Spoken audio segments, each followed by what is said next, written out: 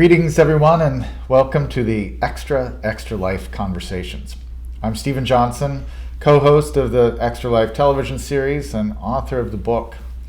We hope you've had a chance to watch episode 2 on the past, present, and future of medical drugs, including the incredible story of the development of penicillin.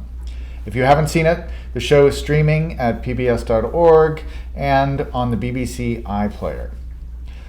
I wanted to start by thanking the CDC Foundation for helping us put these virtual events together. I'll have more to say about them at the end. And also thanks to the publisher of the book version of Extra Life, Riverhead Books, and the Pulitzer Center, which is developing curriculum materials for teaching the epic story of our extended life. We're using these conversations to explore additional avenues that we didn't get an opportunity to explore as fully as we wanted in the series. And episode 2 ends with a question of antibiotic resistance, which is truly one of the most pressing problems we're going to face health-wise in the coming decades. So we wanted to spend a bit more time exploring our options for creating new antibiotics. But of course, the world of medical drugs extends far beyond penicillin and its descendants. We've seen an explosion of powerful new treatments that have been developed since Florey and Fleming and Heatley and that team created the first real magic bullet in the middle of the last century. Today, the leading cause of death in countries like the United States is heart disease. Are there magic bullets on the horizon that can reduce that threat? We're joined today by 2 experts who will explore these issues with us in more detail. First up is Dr. Jerry Wright, who's the director of the Michael G. DeGroote Institute for Infectious Disease Research, a professor in the Department of Biochemistry and Biomedical Sciences at McMaster University in Ontario, Canada. He's an internationally recognized expert in growing antibiotic resistance in bacteria. You might have seen his TED talk on the subject. After my conversation with Jerry, we'll be joined by Dr. Minash Patel, who's the Richard S. Stack Distinguished Professor at the Duke University School of Medicine. He's the chief of the Division of Cardiology and co-director of the Duke Heart Center. Minash is a practicing cardiologist and clinical trialist who's also been involved in the front lines of developing several diagnostic tests and heart treatments widely used today. So let's start things off with the future of antibiotics. Jerry Wright, thank you for joining me today. Well, thanks for having me, Stephen. It's my pleasure to be here. So it's interesting watching that episode, one of the things that strikes me watching it is just, it's a reminder of what life was like before the development of antibiotics. I mean, particularly in that story of the British policeman, Albert Alexander, who they test the first kind of dose of penicillin on, and he gets this cut from a rose thorn in his garden, and he's just destroyed by it. I mean, literally, he dies from it in the end. And that was, the reality of life not too long ago. That there were these terrible infections that were ubiquitous out there. What was your impression seeing the show and looking back on that story? Yeah, it's an amazing story, and it's so distant from what our everyday experience is these days. But it really was, for most of the history of humans, this was our big fear. It was infectious diseases, and that's was limiting, frankly, our lives. And I often say that antibiotics actually change the way that we die. And I think, as you pointed out in your preamble, now we're dying of things like cardiovascular disease, cancer, neurological diseases like Alzheimer's. But in the past, before we had control over infection with antibiotics and vaccines and things like that, that was how most of us died. And it was really limiting our lifespan. And as you point out in the episode, we've gained a number of years, depending on what country you're in Canada here where I'm at, we've gained almost a quarter century of life in less than a century. It's quite remarkable. And now we're facing this unfortunate situation where we might be retreating because of resistance. And antibiotics are such a multiplier because they not only help you recover from certain kinds of infections, but they also make hospitals safer. Right? If you're going in for some unrelated surgery, people would die all the time from an infection they got in the hospital. And so to be able to treat those things, opening up the door for elective surgeries, it was a real game changer for sure. It's completely changed. Yeah, good. Yeah, I was going to say, having control over infection has completely changed, the way things are. I mean, you take it all the way back, actually, before antibiotics to Semmelweis, who basically just said, "Wash your hands, doctors, please." And then, the doctors wouldn't believe him. And then, because no one understood that infectious diseases was caused by microbes, things you can't see with your eyes. It's been truly remarkable, and of course, antibiotics just takes that up to just another level.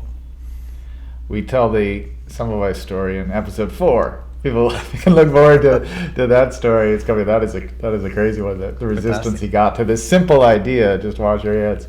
The other thing I just wanted to stay on the past of penicillin for a second. One of the things that I've talked to you about that I'd be interested to hear your thoughts on. You really see the importance of teamwork in the penicillin story. It's always told as the Fleming, serendipitous discovery. It's this kind of lone scientist, but it's really a story of global collaboration, and that's such an important part of kind of the discovery method now. Tell me more about that. Yeah, that caricature of the scientist in his or her ivory tower, dedicating their lives to finding out the magic solution to whatever problem that they've been working on, and it's gets carried on through movies and everything, that there's this super individual with this brilliant insight, but that's not how these big discoveries happen. I love the penicillin story because of that, right? You got Fleming, who's a microbiologist, discovers a phenomenon, and he understood what that was, that there was something, that the mold was secreting something that was killing the disease-causing bacteria. That's an important aha eureka moment for him to realize that.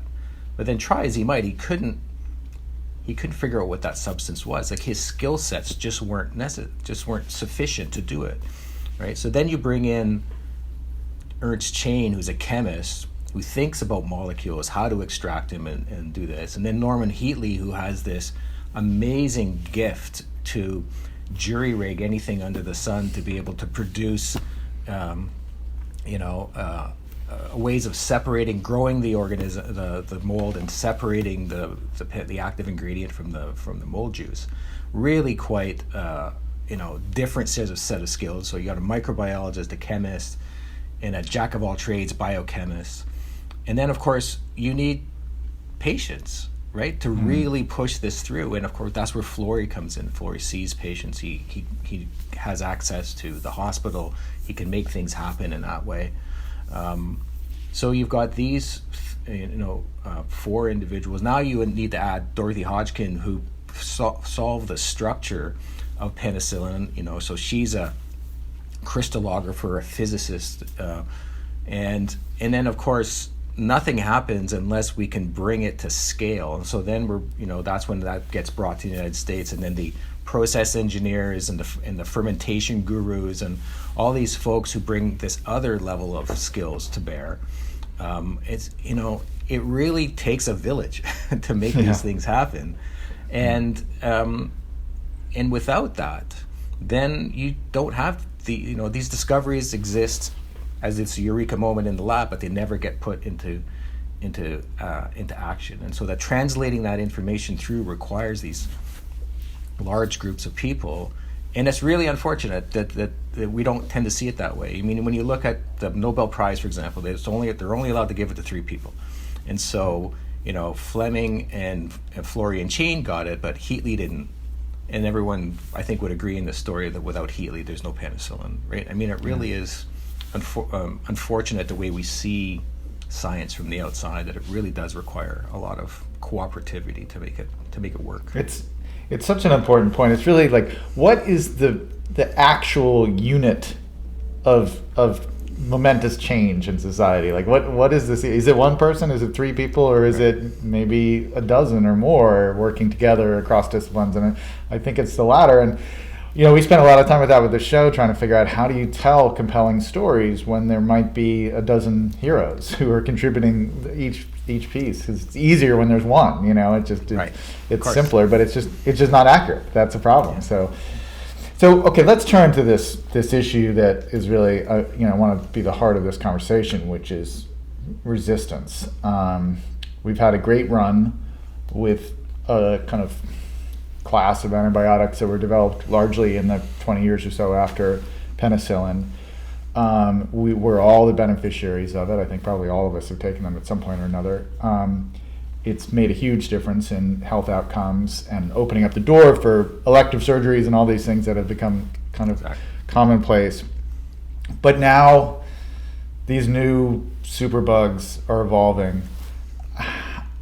First off, just how big a threat is it, and why is it happening? Well, it's really an existential threat to modern medicine. It's a huge deal. It's in the current pandemic is something, as a good analogy. This is what happens when you don't have control over infection. This is something that we've collectively as a society have forgotten since the pre-penicillin era. So when you don't control infection, you are, society is impacted, the economy is impacted, people's health is impacted, all of these things. And because we're losing traction on the efficacy of our antibiotics, then we're in a situation where we don't have control over infection any longer. And this is it's not just happening, in distant parts of the world. This is happening in our, the most sophisticated intensive care units on the planet. And we no longer have that control over infection in many cases. And so the problem is really bad, and it's only getting worse, and depending on who you believe, as if we don't do anything about it, we could lose 10 million lives a year, just to resistance, which is, just to remember, we used to be able to treat those diseases. Now we no longer can. It's not like it's something new that's come at us like we're dealing with now. This is something that we used to be able to deal with. And so that's the big concern, right? And we're going in the wrong direction. And it's different. Explain to kind of a lay audience the difference between traditional medicine that you might take for your cholesterol levels or something like that, and the kind of evolutionary battle that's happening with antibiotics. Yeah, so antibiotics are a completely different drug class from anything else, right? So as you point out, I take cholesterol-lowering medicine so that I won't have a cardiovascular event. But I could take that medicine for 30 years and I will never evolve resistance to that. Same thing goes with blood pressure or mood disorders or whatever it is. These are drugs that are going to work all the time. Antibiotics are completely different. It's because so in the case of your blood pressure medicine, the target is your physiology, our human physiology. Our generation time is, whatever it is, 25 years or 30 years or something before we can duplicate ourselves, at least in Western society. Bacteria can do this in 30 minutes, given the right conditions, right? So their generation time is crazy. Like, we can't even think about that time scale in our minds. And every time you make a copy, there's a chance you're going to make a mistake, a mutation. And if those mutations allow you to live in the presence of antibiotic, then they dominate. And that's how you get resistance so quickly compared to other things. So that's one thing that bacteria do that we don't do. They divide very, very fast, and so they can sample billions of generations before we even know it. And the other challenge that they have that we're facing is that they actually exchange genetic information. So once one bacteria has learned, quote unquote, learned how to become resistant, they can transfer that information by, frankly, having sex with each other. So they connect through a pilus, and they exchange that information. And so not only does that cell's daughter cells become resistant, but its neighbors can be resistant.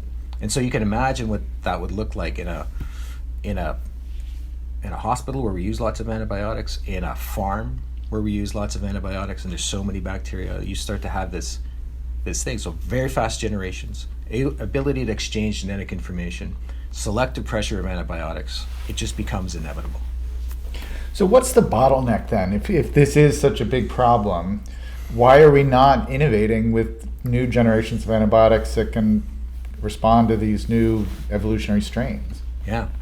So there's two major reasons. The first is very practical. It's just how do you pay for it, right? And that becomes really challenging in that they're not antibiotics cure disease, and they don't. And infectious disease docs really don't want to use them if they don't have to. And so if your business model is to sell out of volume, right? Every time you sell a prescription, and you're going to make, that's how you get your return on investment. You've spent a lot of money making this drug. You need to be able to sell it in order for you to recoup your investment. If it turns out that that you can't sell them, or that the volume of sales is really low, then you can't recoup your investment. Whereas if you have your blood pressure medicine, you're going to be taking it forever. So I know that I got a guaranteed market, so everything's going to be fine.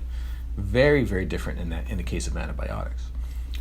So that's one reason. These are economic drivers. But these are solvable. These challenges are solvable by public policy.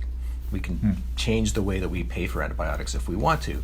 And there's a lot of experiments happening around the world. In the UK, there's some great legislation in front of Congress in the US to address this, and the Scandinavian countries are doing a really good job of trying how to incentivize this. So we can solve that problem. But the first problem is the science problem, right? I mean, how do we find these new antibiotics? And if it was easy, honestly, we'd have tons of them. It's just not easy. The science is very, very hard. And the community of people that are working on this specific problem compared to other parts of medicine like cancer and cardiovascular disease is very, very small. So you have a limited number of people working on a really hard science problem, but a beautifully, wonderfully exciting science problem. But it's, in some ways, it's almost a numbers game. Can we incentivize more people to be working on this problem, and can we solve the funding problem out the other end? It's like a sort of an upfront part and a downstream part. And that's the reason why we're stalled. We're stuck in this morass right now, and all the while the bacteria keep becoming more and more resistant. So let's say that we could solve the funding problem, and that's probably going to be involving non-market forces or public institutions supplementing private companies that are doing this research and development.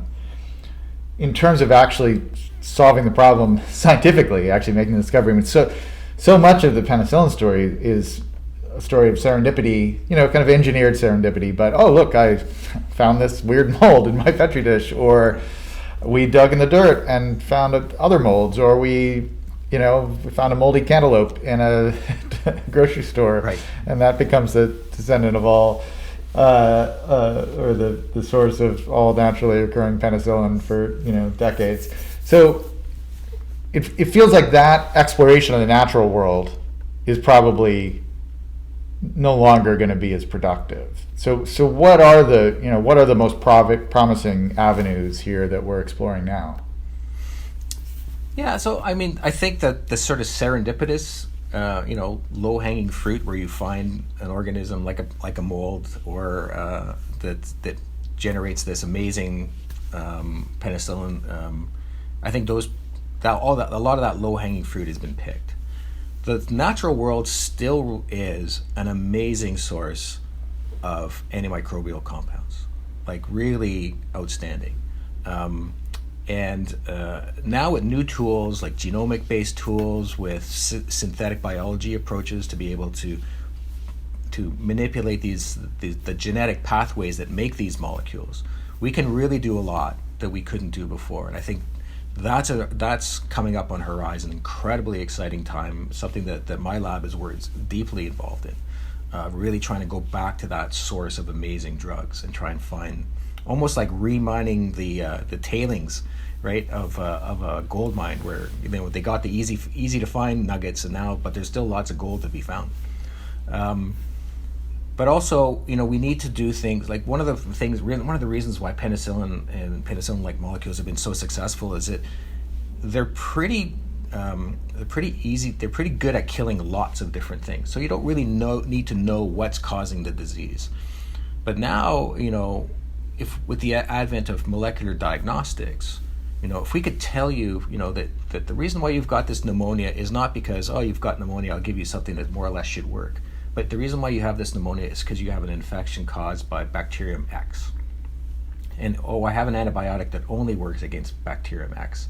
That pairing of a really successful diagnostic and a narrow spectrum drug, I think that's part of the future. Things that we have we're rediscovering old things again, like bacteriophages, right? These are the viruses that attack bacteria. So they're unlike the viruses that are circulating and causing us to do this interview from our homes.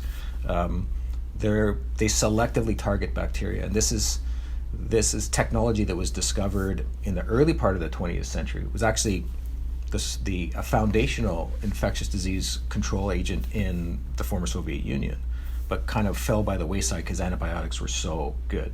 I mean, phages have problems with resistance as well, but you can see a future where new antibiotics, narrow spectrum, things like phages, more vaccines. The mRNA technology that we've seen just revolutionize COVID thing is I think going to open up a huge vista for us to, the best infection you get is the one that you don't never get, right? Because you've been protected, right? And we see this working so well with the pneumococcus. We've just dropped, mortality due to pneumonia caused by strep pneumo tremendously because we have great vaccines. So then going forward, I think we need to have all of these different, a whole spectrum of different things to look towards that include, antibiotic things that we consider antibiotics, but also a number of other areas and that's why we need this investment. We need to really think about trying to get people to think way out of the box about how we can control infections. The phage approach is very interesting. So the bacteriophages, they're a kind of virus? Yes. Is that right? Yeah. So it's something to me. It's very like Godzilla versus Kong to me. Of like we're going to solve this superbug problem by just enlisting the viruses to attack the bacteria. Yeah. There's something about it like in a kind of horror movie that seems kind of appropriate, but it is a very interesting field.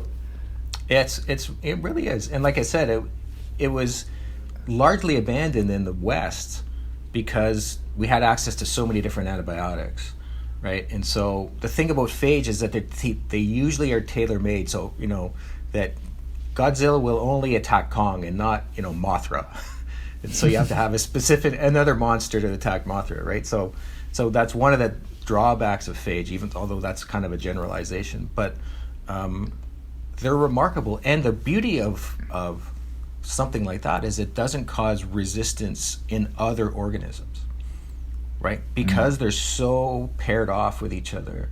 So and one of the difficulties is most of us know when you take antibiotics, the doctor will always say, well, have some, take some yogurt with this or whatever, because there's a good chance that it's going to do a bad number on your GI system, because penicillin doesn't know to just kill the infectious organism. It kills all the bugs that are inside your gut that are keeping you healthy.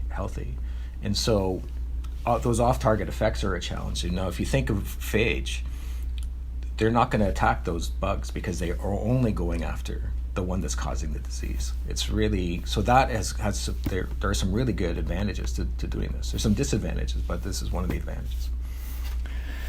Last question, and this has been so interesting and helpful in thinking through this all, particularly the Godzilla metaphors really help me understand what's going on.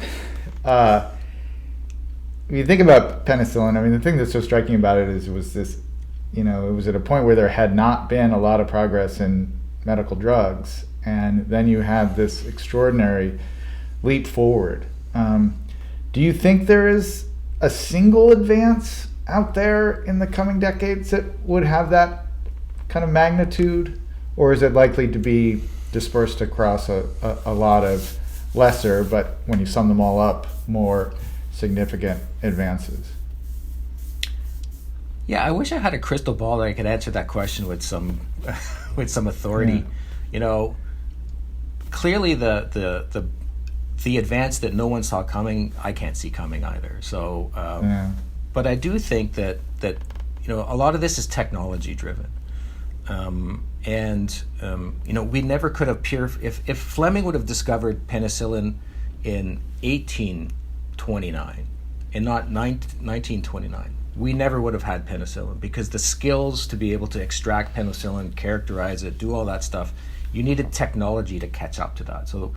So I think advances in technology are the things that are going to really help us go forward. There's lots of different, as I mentioned some of them, but I do think that if we can, the one really spectacular advance that I think is within our grasp are these sort of point of care, highly accurate diagnostic agents that you could come in, you've got a fever, you've got pneumonia, we sample a little bit of your aspirate, and we can say with confidence that your disease is being caused by this organism, and then we can laser beam focus on that organism as opposed to flooding you with antibiotics that kill all sorts of other things and select for resistance and then weaken our arsenal.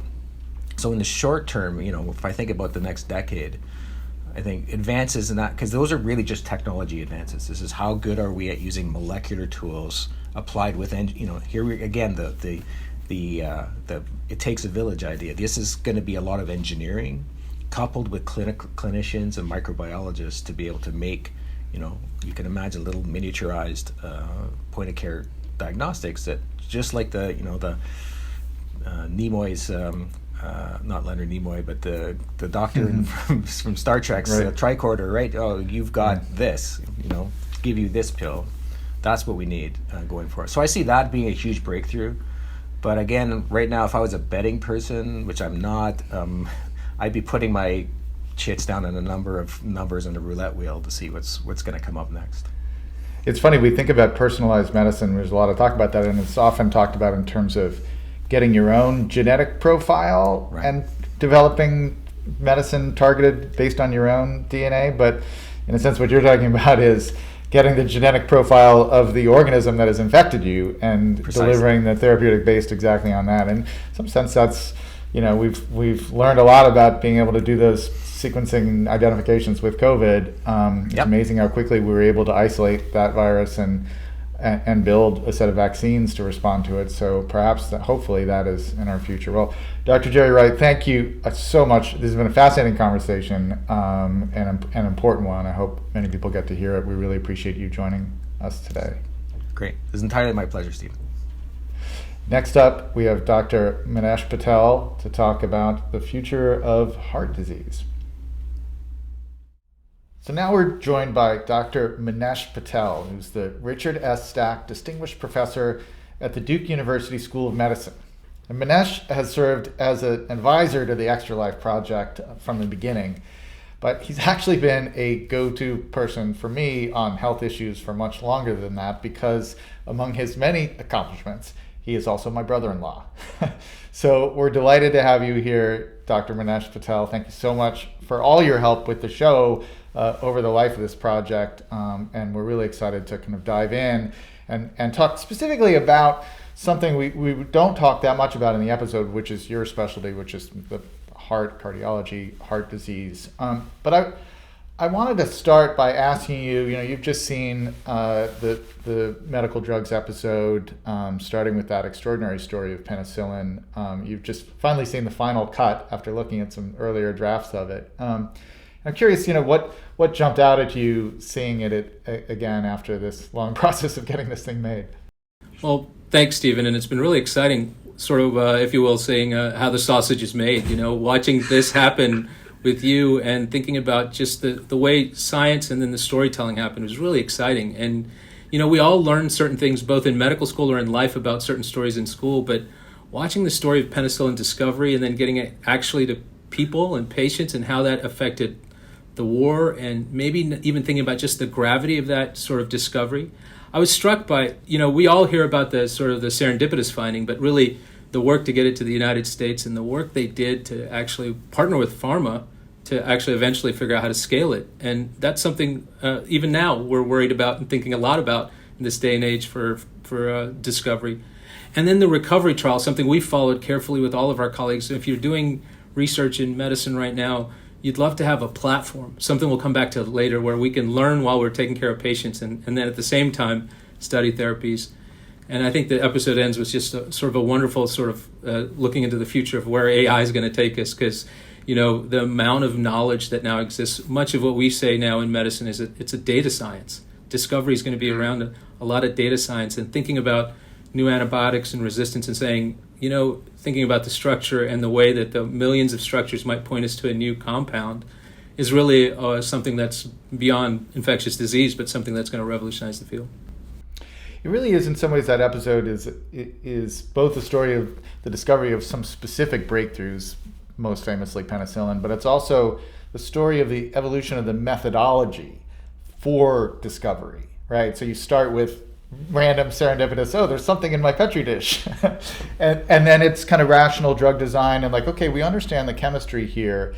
And then there's this last kind of idea of, well, maybe the computer you get the right algorithm and you can just crunch through all those combinations at incredible speed. So that evolution of the process is kind of happening behind the scenes. I don't think people necessarily understand that. That's right. It's almost full circle with how you think about where we are with the extension of life in that whole 100-year century of the whole theme. But identifying, this compound or this mold might be interesting, but figuring out how to get that to people and really test, does it work?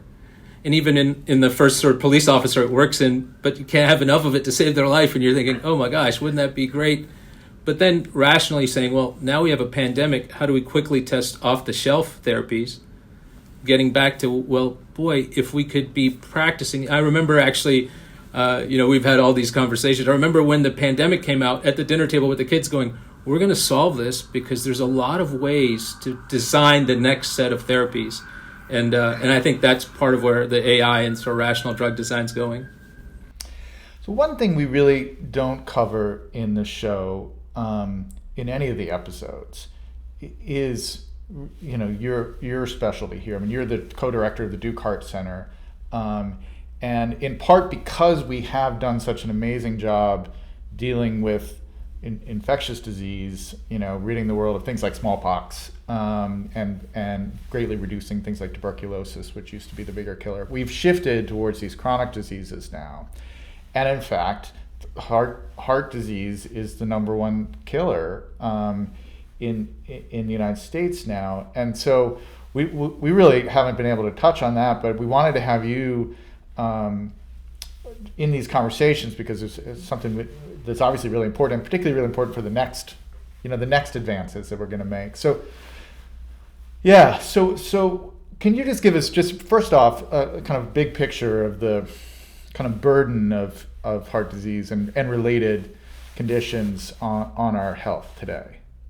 Yeah, I think one of the things that's happened with what I'll broadly call heart disease or cardiovascular disease, and when we use that term, it's important to recognize we're thinking about diseases that cause you to have both heart problems, heart attacks, or cardiovascular problems, but also diseases of the vessels of your body that lead to stroke, another huge event that people dread because of the morbidity and mortality to them, or even events that lead to blood vessels of their limbs so that you can have amputations and things like that. If you broadly think about cardiovascular disease, and so the same set of processes in all those vessels, heart disease, unfortunately, in the United States counts for 1 in 4 deaths. So that's an important sort of thought process when you think about the AHA statistics. Even during the pandemic year, heart disease during most of the year was the leading cause of death and disability. Another conversation we don't always think about, in 2020, the year before 2019, the AHA and the CDC estimate somewhere around 600,000 people died from heart disease. So just to put into perspective, now that we've seen that, And yet we haven't used the terms, and we're starting to do this in heart disease. How are we going to bend the curve? How are we going to change the way in which we think about the deaths that happen from cardiovascular disease? And unfortunately, it's because these are chronic conditions. It isn't an infection that comes and acutely does it. And it's good, you live longer, but as you live longer, unfortunately, cholesterol, tobacco, diabetes, these chronic conditions, high blood pressure being maybe one of the most modifiable features, certainly in the Southeast United States, but worldwide. And we've also seen that heart disease is what we thought of as Western chronic problems has now taken over most of the world, with diabetes and a variety of other conditions being largely affecting what's estimated up to 20 to 30% of the population worldwide. And so, when we think about a child born today, what will be limiting their life in the next 80, 100 years, it is these chronic cardiovascular conditions. We've seen over the past year this extraordinary, truly unprecedented success in developing the new vaccines for a new organism that did not exist as far as we know, in October of 2019, right? So we went from literally knowing nothing about this specific coronavirus, obviously we knew about coronaviruses in general, to having billions of vaccinations happening around the world now as we speak. So an extraordinary success story. What is it like developing treatments, therapeutics, drugs for chronic diseases, that family of cardiovascular problems that you just discussed? What are the challenges compared to the challenges of making a vaccine in the middle of a pandemic? Yeah, no, it's a great question. And the first challenge might be that we should learn from the pandemic is the sense of urgency that I just talked about. I mean, these are the number of people dying worldwide every day from cardiovascular disease. And yet we should have much more urgency to thinking about how do I stop this pandemic, if I will, that's been going on for a while. The second, I think, biggest challenge is the immense amount of biologic knowledge we had for the coronavirus and the biology of that vaccine. And that's very true when you have this one infection. But as I just highlighted, these chronic diseases of cardiovascular disease are multiple chronic conditions that affect individuals differently. So much like what the infectious disease colleagues are doing, or our cancer colleagues are doing with knowing the DNA and finding out the exact sequence, with cardiovascular disease, unfortunately, we're still searching for that precision for individuals to say, why is it somebody at age 53 is having a heart attack versus 83? And so to study that, we have to get so many more thousands of patients where we do chronic randomized trials like we're seeing with new therapeutics. But that being said, we've made tremendous advances. It's just the challenges exist in finding a population of people that have enough of the condition specifically for the targeted therapeutic that you think is going to have an effect. So it's not like I can do the test and say, oh, you have a coronavirus. A lot of people are at risk for cardiovascular disease. Many have had heart attacks. But why they've had it is a variable risk factor profile that we haven't fully identified how to best understand. I want to get back to the challenges of the trials, because that's fascinating to me. And so much of what we've learned from the COVID pandemic is how clinical trials work, right? It's this education for the general public watching it with the vaccines. But let's start with maybe the good news, which is what's the most promising? What are some of the most promising lines of inquiry right now? Like where do you think the next big breakthroughs are going to come from generally? Yeah, I think sort of what I just highlighted, I think there's sort of three areas where I think cardiovascular medicine is going to really change in the next 5 years. The first is we're getting much more precise about the disease. So we can identify, whether it's with imaging, DNA testing, or even certain tests for your cholesterol, who's at higher risk. And this continued risk ability tells us, we can better identify who's going to get the therapy. And that may just not only be for the arteries themselves, but the valves, the muscle, and a variety of things. The second, I think, is that we have, just like the infectious disease and the cancer colleagues, and using some of the same biology, we've started looking at ways we can interrupt molecules that bring cholesterol into your body or might lead to hypertension. And so those innovations that can also be twice weekly, twice yearly injections that can really reduce your cholesterol, I think are going to be huge breakthroughs, because we can then treat populations of people just like we can with vaccines to say, can we really reduce population risk for cardiovascular disease? The next, and maybe the last, is it is an explosion of technology and drugs together that has allowed us to replace valves or maybe make differences in the ways tissue is taken care of. So, one of the themes in your episode, and one of the themes in biology, is that your body responds to insults, either with an immunologic response, white cells come and fight it, builds fibrosis to try to keep the tissue well, or regenerates that tissue. Sort of three mechanisms your body does all the time. And so we're relying on those same three mechanisms in some of the breakthroughs with heart disease to say, hey, can we make the heart muscle stronger? Can we figure out ways to get new tissue to transplant hearts? Can we figure out ways to get those arteries to avoid getting that sort of injury, what we'll call resilience? In terms of the underlying breakthroughs, the technology that's driving this, you've mentioned the DNA side of this, the genetic side of it. Obviously, kind of genomics science was crucial in a lot of ways to the vaccine development, because we were able to sequence the genetic information of the virus so early and then build the vaccines in response to that. How important is that going to be? In a sense, are you looking for genetic profiles of people who might be later in life be vulnerable to any number of these kind of heart disease related ailments? Is that part of the promise? Yeah, it's part of the promise, although that's been part of the promise in cardiovascular medicine for many years. And I'll just say It's been part of the promise for DNA for many years. And I'll just say, unfortunately, we haven't fully realized that promise because, one, it's been so complex, and two, when it's not one specific genetic insult or one specific virus and it's multiple combinations, it sort of gets to your antibiotic resistance at the end where, with HIV and other things, we realized we could use 2 or 3 therapies at once.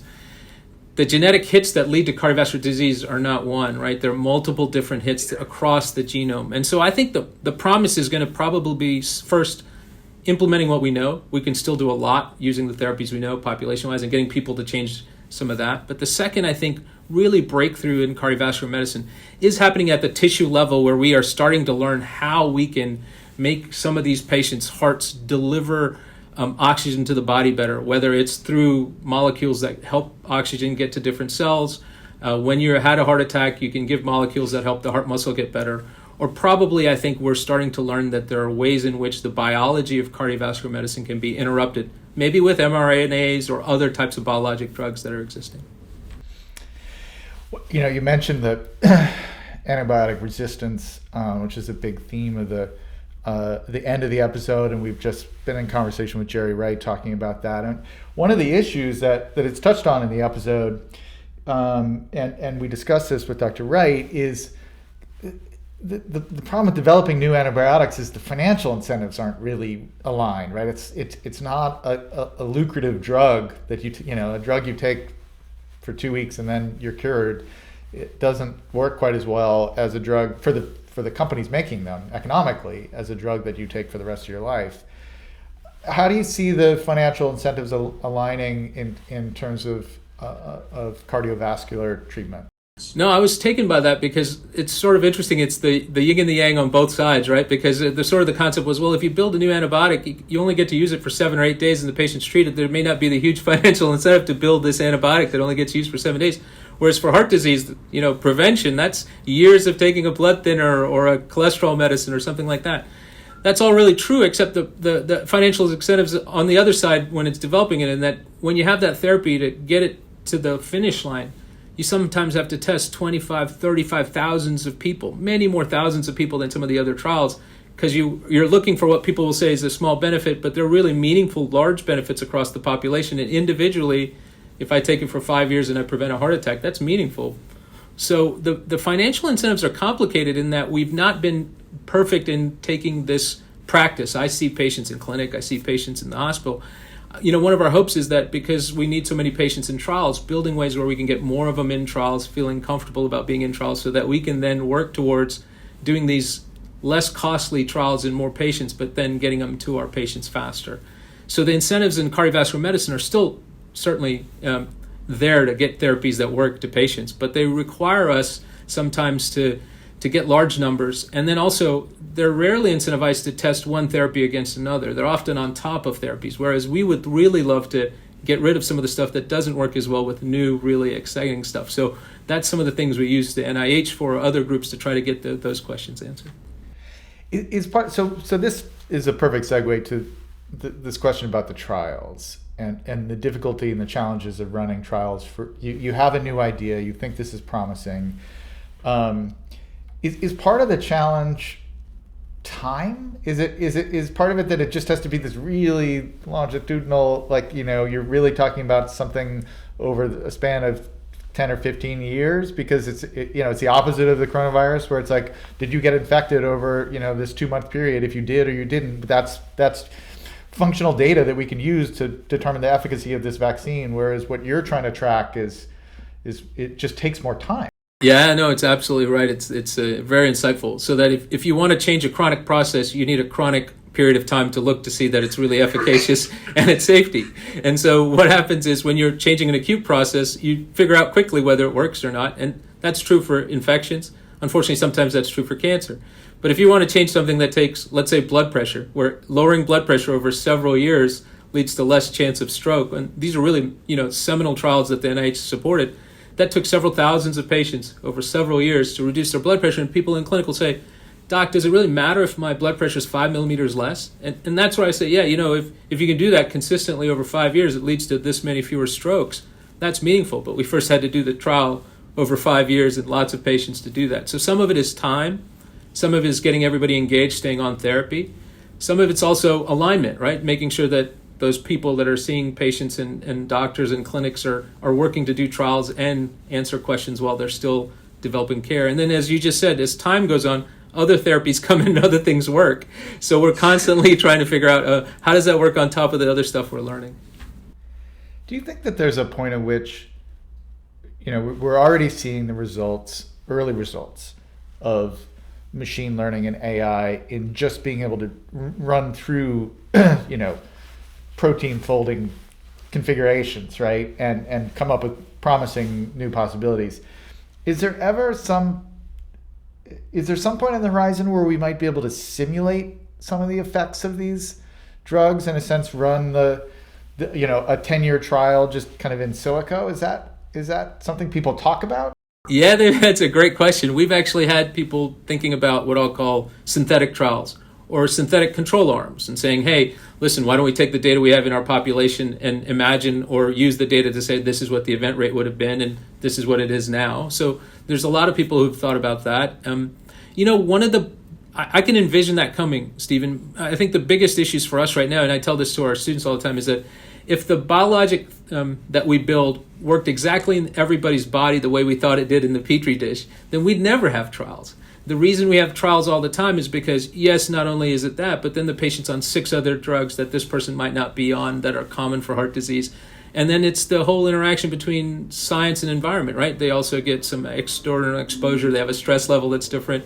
So all these things get played into a large number of people that are at risk for cardiovascular events. And so I do think we'll be able to simulate it, but the amount of data we're going to need to simulate it is not present yet. But you can envision a future where if you had enough health data with people, and thinking about this in the sense that it's not the data from the stuff I see in the hospital. 99.9% of your life is never in a clinic or in a hospital. In fact, the best tool for this might be your iPhone or something like it, because a lot of that information about your life, your movement, your health habits are captured there. So we're just starting to learn that and tie that into cardiovascular health.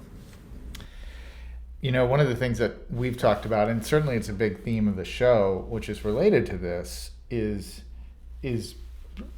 health inequalities and diversity. Part of what you're saying here is that you need to have a diverse population of people in your trials because human bodies are different from each other, and they both in the environments that they live in and the physical makeup of those bodies and that mix of nature and nurture.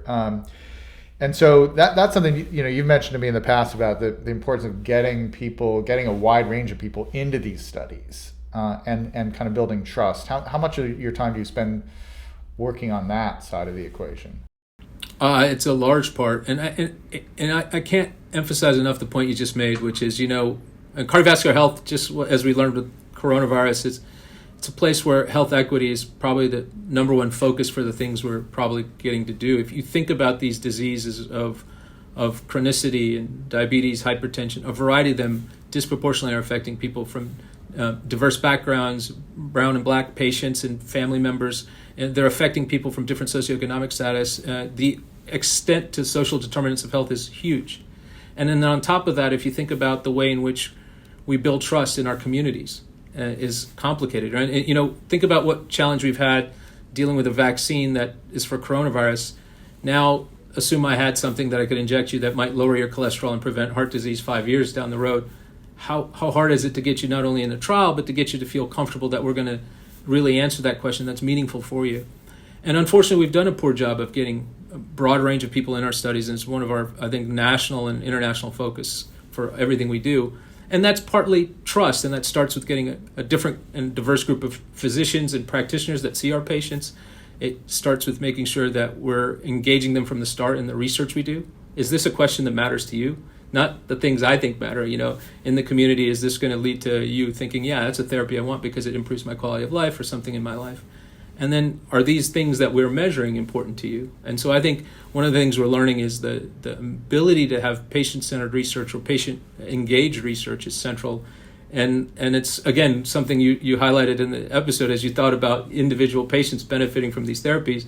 Now, if you could have had them be, let's say, advocates for thinking about, can we not get this therapy faster to the market, then I think that would hopefully help too. And so that does require that. So it is a mixture between clinical trials, trust, and then in cardiovascular health, it's behavior, right? We're fundamentally trying to get people to change their behavior, which we also, again, saw in the pandemic, and behavior change is a complicated equation for sure.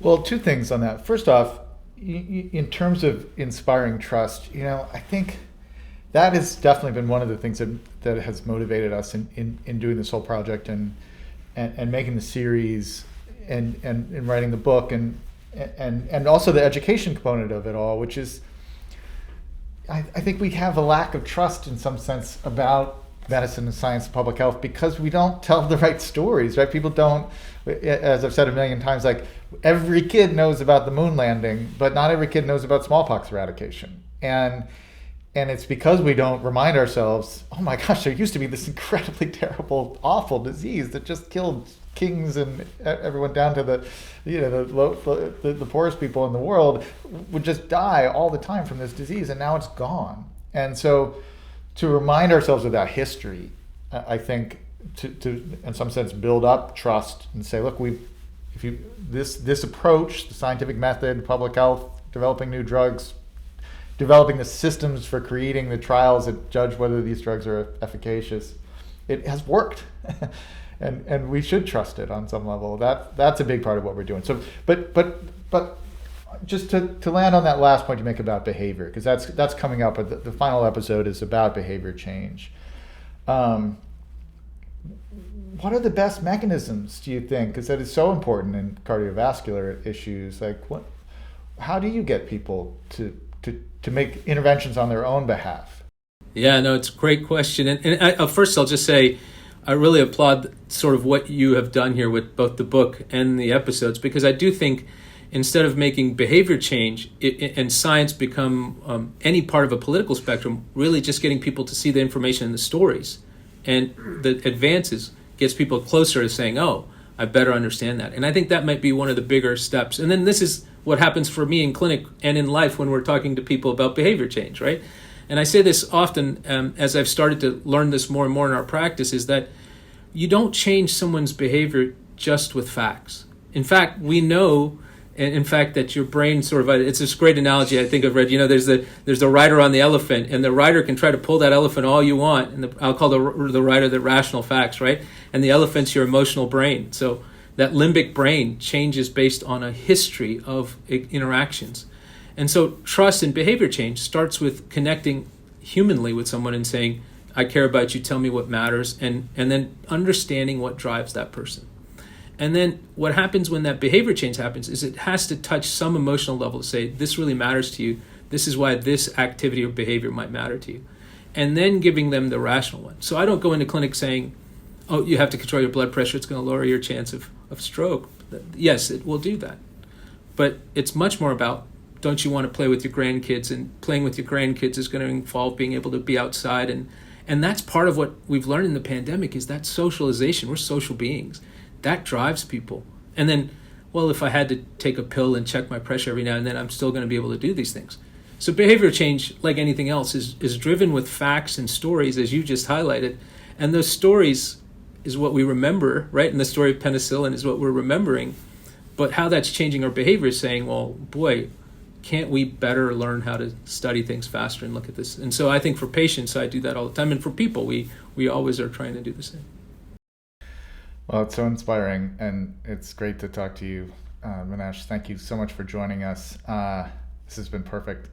Great addition to the themes that we discuss in the episode. So we want to thank both Dr. Jerry Wright and Dr. Minash Patel for joining us for this week's conversation. We're especially grateful to the CDC Foundation for their help putting these together. They're a nonprofit focused on saving and improving lives by strengthening public health protection through partnerships across the globe. Together, our impact is greater. We'll be back with a new conversation following the third episode, which is about data and also gets into questions of health inequality, which we're going to discuss with some great guests. The episode airs at 8 p.m. On PBS in the United States on Tuesday, May 25th. And in the meantime, there are links below here where you can buy the book and get more education materials from the Pulitzer Center if you're interested in teaching some of this material. And you can also learn more about the topics that we've covered in this conversation. So thanks everyone for joining us.